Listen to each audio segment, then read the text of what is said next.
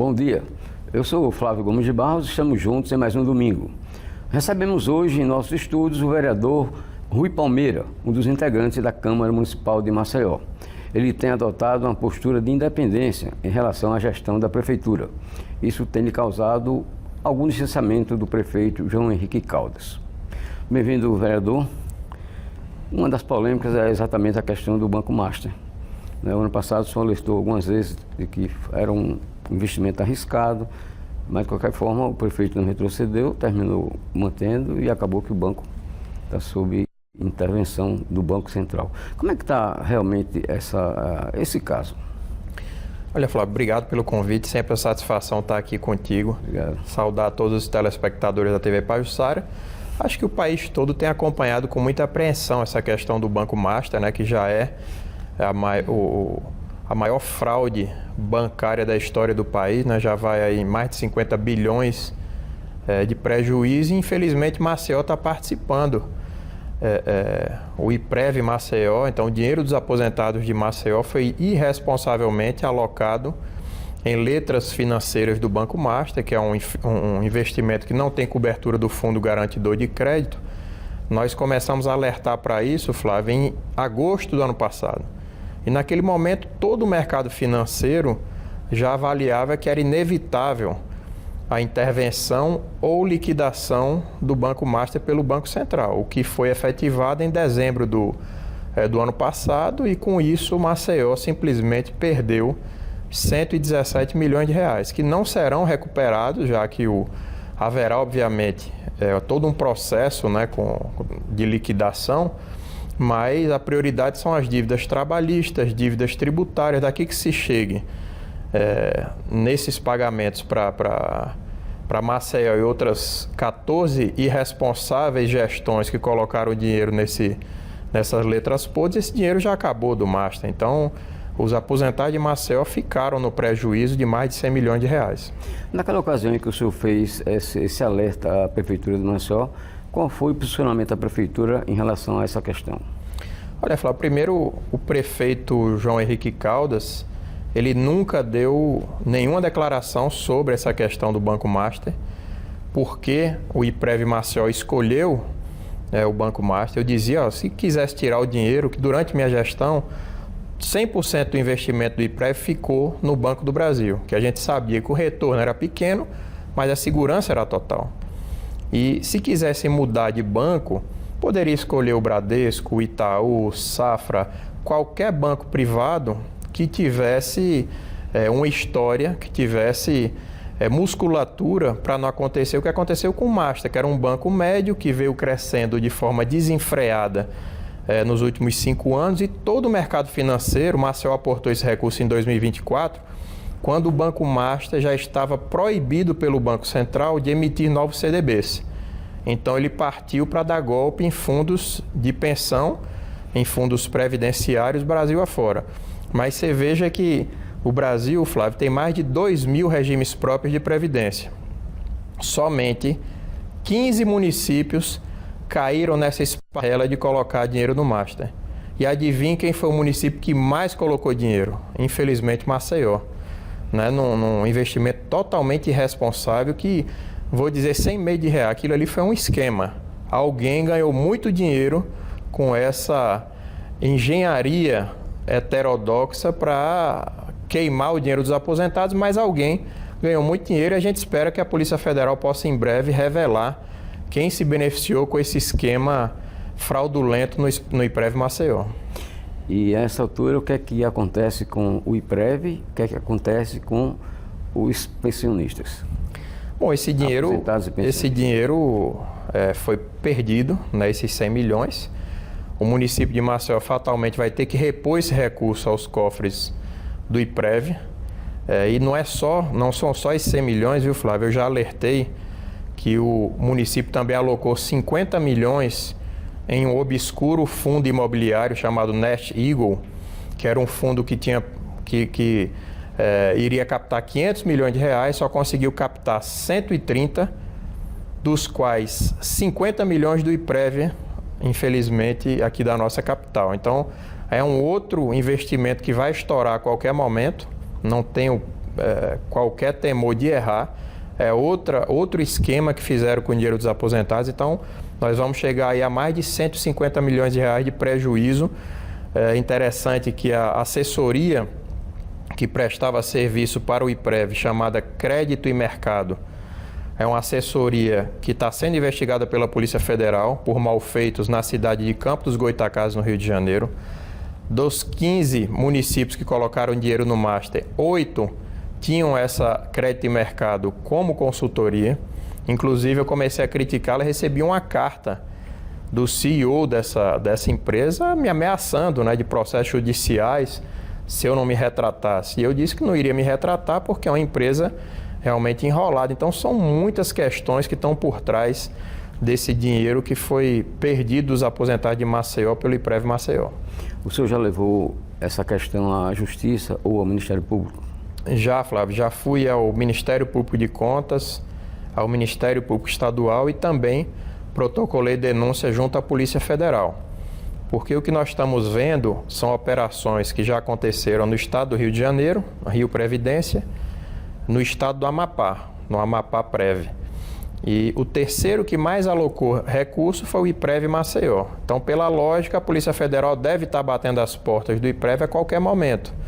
E aqui tem um agravante, e eu apresentei isso nessa denúncia à Polícia Federal, porque para acontecer qualquer investimento de um fundo previdenciário tem que ter o aval do Conselho de Administração. E aqui isso não aconteceu. Tem uma ata que foi fraudada, acrescentaram 3 nomes que não fazem parte do Conselho para simular a aprovação desse Conselho, desses investimentos que deveria ser feita pelo Conselho Administrativo. Isso não aconteceu.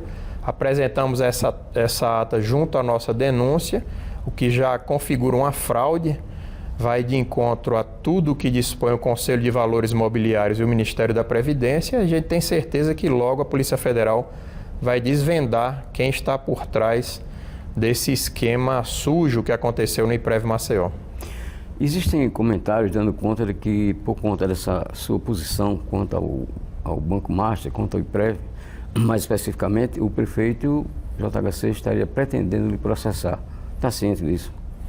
Eu já estou sendo processado, né, pelo prefeito JHC porque eu falei dos robozinhos de ouro, né? Porque o prefeito contratou uns robôs e supostamente, isso não sou eu quem digo, viu, Flávio? É o próprio site da Prefeitura de Maceió.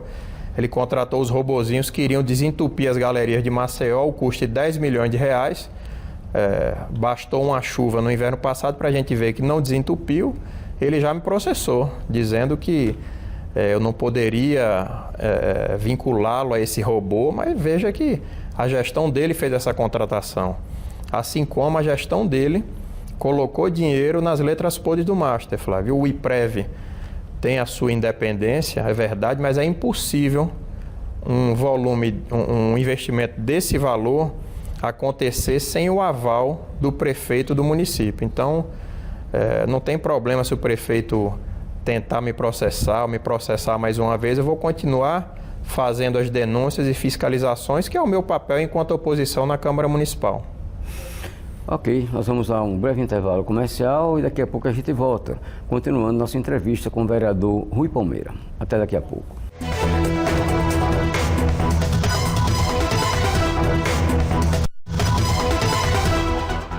Estamos de volta com o programa Contextualizando aqui pela TV Pajuçara. Comigo, o vereador de Maceió, Rui Palmeira. Vereador, outras questões que, segundo os bastidores, né, o prefeito estaria tentando utilizar para processar o senhor. Uma delas, a falta de aplicação de recursos constitucionais na educação em 2019, quando o senhor era prefeito de Maceió. O que teria a dizer quanto a isso? Olha, Flávio, tudo muito estranho, né? Porque meu mandato acabou já há mais de 5 anos, né? E o prefeito agora descobre que eu não cumpri supostamente esse investimento em educação, o que eu comprovo com o documento do Ministério da Educação. Se houvesse efetivamente um descumprimento, o Ministério já teria comunicado à Prefeitura de Maceió. Isso não aconteceu. Agora, realmente, o prefeito JHC está desesperado com essa questão do Banco Master. Como ele não tem argumentos para se explicar, ele passou a me atacar. Né? Vem com isso, vem com a tentativa de encaminhar as contas da minha gestão para serem rejeitadas pela Câmara Municipal. Então, tudo isso é um plano arquitetado por ele, que não tem argumentos, repito, para falar sobre a irresponsabilidade que ele cometeu em relação a esse investimento em letras podres do Master, e ele passa a me atacar. Né? Eu tenho muita tranquilidade, Flávio, repito, meu mandato terminou já há mais de 5 anos, nunca houve um questionamento por parte do Ministério Público Estadual, Ministério Público Federal, então estou muito tranquilo quanto a isso. Agora o prefeito fica criando factoides porque ele não tem efetivamente respostas para a questão do Banco Master. Uma outra questão, vereador Rui Palmeira, o leilão em que a BRK assumiu o controle sobre a água e esgoto em Maceió e região metropolitana. O que é que o senhor teria a ver com isso? É um factoide, né? Ele está criando factoide, dizendo que eu não teria exigido o valor da outorga. Na verdade, nós assinamos essa questão. Já era definido pelo Supremo Tribunal Federal que isso era uma questão que não era unitário por cidade, ela era uma questão do bloco metropolitano. E a gente assinou, obviamente aguardando o investimento vultoso da BRK. A gente passou anos lutando aí, eu na prefeitura e a Casal, com o serviço de água e esgoto sempre muito ruim. E a gente assina esse processo da BRK na esperança que esse serviço melhorasse para a população de Maceió, o que infelizmente até agora a gente não viu. Mas os argumentos deles são pífios, né, Flávio? Até porque eu assinei isso em dezembro, ele foi à Justiça no ano de 2021 para conseguir receber essa parte do recurso. Agora, Maceió recebeu 300 milhões referentes à concessão de água e esgoto. Primeiro ponto estranho é que não foi a Procuradoria do município de Maceió quem entrou com a ação, mas foi um escritório de advogados de amigos do João Caldas, pai do prefeito, que faturou um belo honorário, e ninguém, não vi manifestação nenhuma do Ministério Público quanto a isso.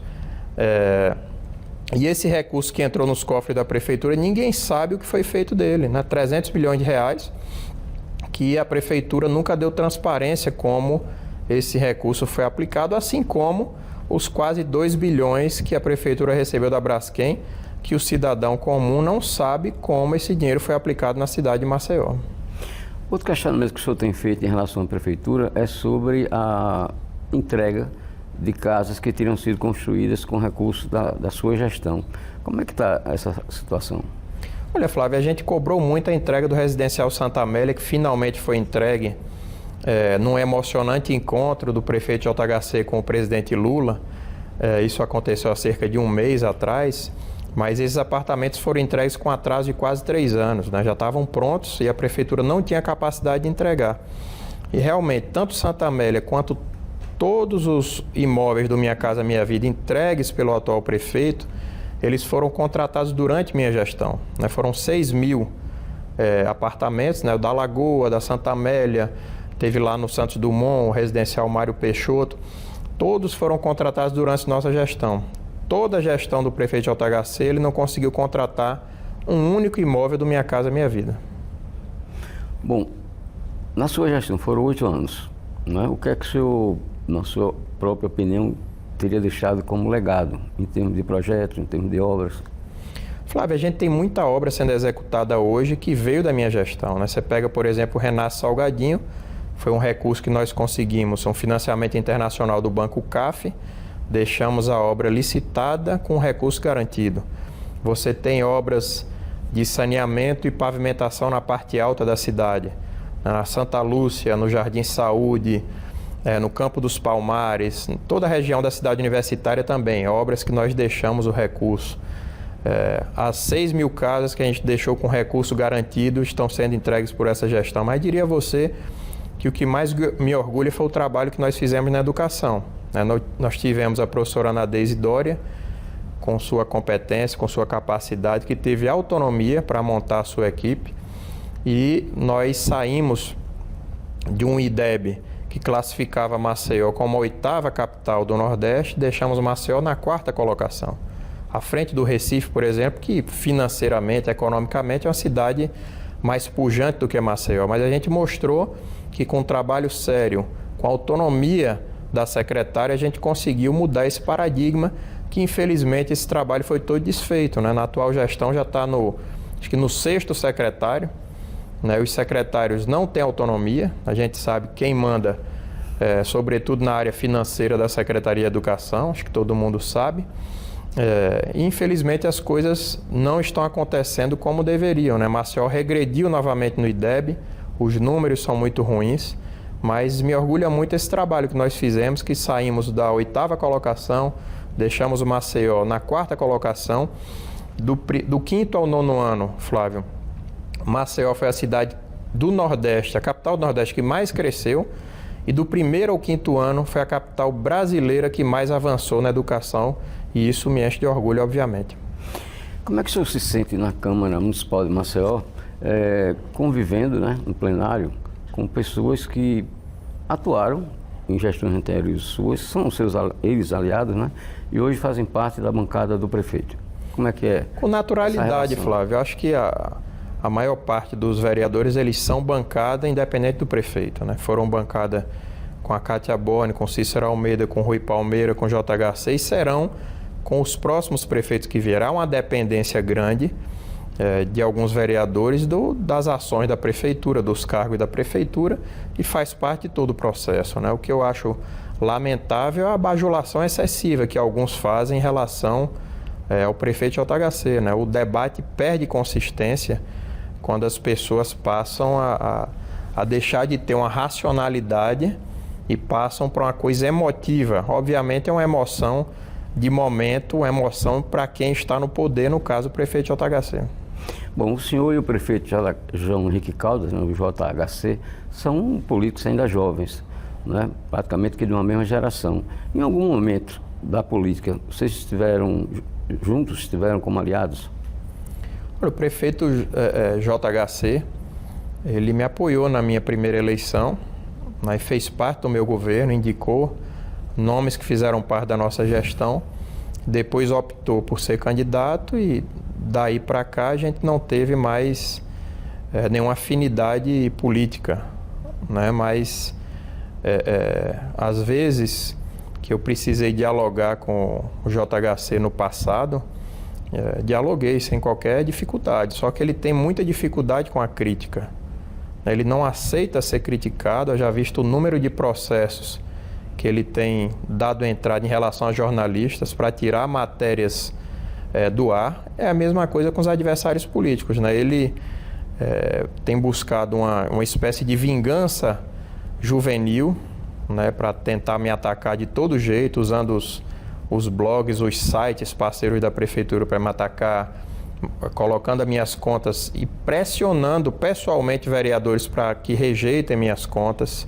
Então, tudo isso faz parte da personalidade dele e fico muito tranquilo de estar fazendo uma oposição com serenidade e sempre apresentando fatos reais. Não trabalho com fake news, não trabalho com lacração de rede social. É sempre mostrando os fatos e argumentos que o outro lado, a bancada do prefeito JHC, tem todo o direito de rebater.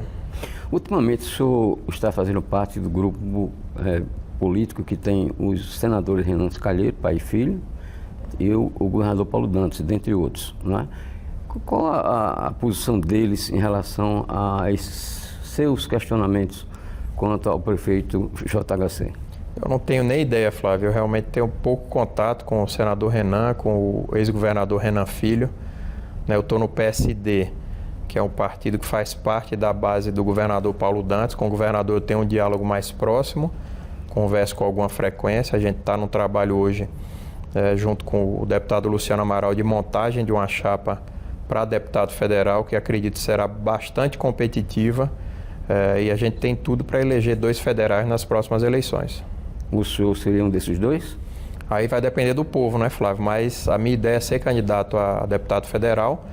Acredito que a gente irá ter uma chapa muito interessante, muito competitiva, né? Claro, tem o deputado Luciano Amaral que está acima, né? Vai passar aí de 100 mil votos.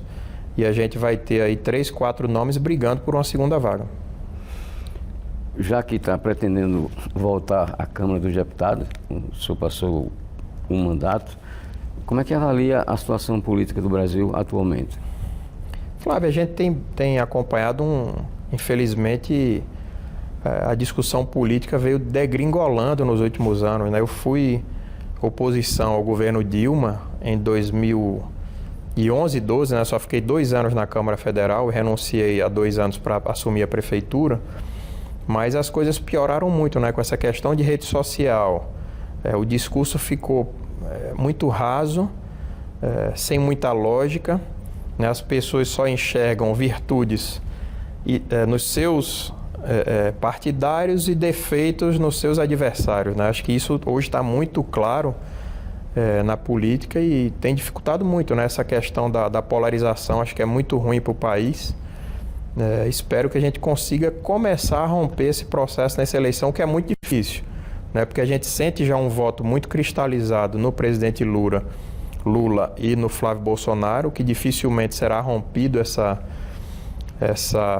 dicotomia, mas a gente tem esperança. O PSD deve lançar o governador do Paraná, Ratinho Júnior, que tem aparecido com uma pontuação interessante nas pesquisas nacionais, né? Varia de 8% a 10%, acho que é uma boa largada, e quem sabe ele consiga aí descolar desse percentual para romper com essa polarização, que, repito, não é fácil. Eu acho que ainda não será nessa eleição que a gente vai conseguir essa ruptura, mas estaremos participando aí diretamente dessa eleição em 2026. Um outro nome que tem sido citado como presidenciável, entre aspas, do PSD, é o ainda governador de Goiás, Ronaldo Caiado. Então teria Zema, Caiado e Eduardo Leite. São 3 quadros muito bons, né? De gerações diferentes, mas quadros que têm, enquanto governadores, avaliações muito positivas. Então tem aí uma possibilidade. Eu citei o Ratinho Júnior porque as pesquisas já o mostram pontuando melhor do que os 2 outros presidenciáveis. Eu acredito que o Ratinho Júnior deva ser o candidato do PSD, numa eleição muito dura, muito difícil, mas acredito que pode ser uma semente plantada agora para no futuro, quem sabe, a gente começar a romper essa polarização de bolsonarismo e petismo, que eu entendo não ser muito boa para o país. E pelo que se fala, é exatamente isso. O PSD lançou os 3 para as pesquisas indicarem qual será o nome a enfrentar o presidente Lula e possivelmente o senador Flávio Bolsonaro. Seria isso? Exato.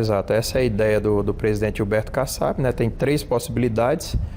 Os 3, acredito, são nomes muito bons, já testados, né? 2 governadores já eleitos e reeleitos, com aprovações muito interessantes. Então são nomes aí para participar e bem do jogo agora em 2026. Vereador Rui Palmeira, a gente está chegando já quase no final da entrevista e gostaria de uma mensagem da sua parte para o cidadão alagoano, o eleitor alagoano, o nosso telespectador. Fique à vontade. Bom, Flávio, obrigado por esse espaço. Agradecer a todos que nos acompanharam mais uma vez aqui no Contextualizando. É sempre uma alegria estar aqui batendo um papo contigo. Dizer que continuarei na Câmara cobrando as ações da Prefeitura de Maceió, fiscalizando as ações do próprio Poder Legislativo, já que é meu papel, e podem contar com o mesmo Rui Palmeira que vocês conheceram, da Assembleia Legislativa, da Câmara Federal, da Prefeitura de Maceió, agora na Câmara Municipal, trabalhando sempre de cabeça erguida e com independência. Agora, para arrematar, uma pergunta. Muito eleitor, principalmente o pessoal mais jovem, não está muito propenso a votar, desiludido com política. Aí eu faço uma última pergunta. Vale a pena votar? Certamente, Flávio. Eu acho que quando você se omite, diria que na política é o pior dos mundos. Eu acredito que essa geração tem sim que participar. Sei que, infelizmente, os exemplos que têm acontecido nos últimos anos da política, também do judiciário, né, que a gente tem visto muito ultimamente, são muito ruins, mas as pessoas precisam participar. Eu acho que no momento que nós chegamos, se omitir não é escolha. Então, que o jovem efetivamente participe. Você tem um poder decisório, que é o voto, e você não pode abrir mão disso.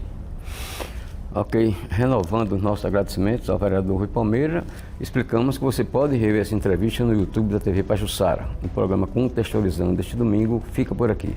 Tenham todos um bom final de semana.